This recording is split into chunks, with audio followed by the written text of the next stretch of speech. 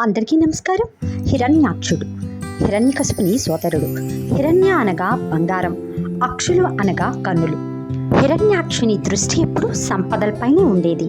అందుకే భూమినంతటినీ దోచేయాలనే కోరిక అతనికి కలిగింది. అతని అన్న హిరణ్యకశిపునికి గ్రహగతులను మార్చే శక్తి ఉంది. అతడు గ్రహాలను ఆధిపత్యంలో ఉంచుకుని అతని తమ్ముడిని భూమిని అధీనంలో ఉంచుకోమని చెప్పాడట. అందుకే హిరణ్యాక్షుడు మొదటగా ఋషుల శక్తి హీనించాలని యజ్ఞవాటికలు, వేదాలు దొంగిలించాడు. అయినా భూమి తన అధీనంలోకి రాలేదు. ఇక హిరణ్యాక్షుడు క్రోధావేశాలతో ప్రళయాలను సృష్టించి హిమాలయాలను కూడా కరిగించాడు. సప్త సముద్రాలు విరుచుకుపడినప్పుడు భూమి సముద్రంలో దాచి తాను మాత్రం భూమిలోని రసాతలంలో సురక్షితంగా ఉన్నాడట. అంతేకాదు, అతడు బ్రహ్మ కోసం తపస్సు చేసి శక్తివంతమైన గదను, శూలాన్ని పొందాడు. అవి ఉండగా సృష్టిలో ఎవ్వరూ అతన్ని ఏమీ చేయలేరు.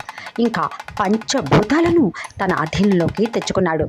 ఇక వరుణుడు శ్రీమన్నారాయణుడే భూమిని కాపాడగలడని అతనితో యుద్ధం చేయమని నారాయణుని కోరాడట. హిరణ్యాక్షుని వధ మరొక వీడియోలో. నమస్కారం.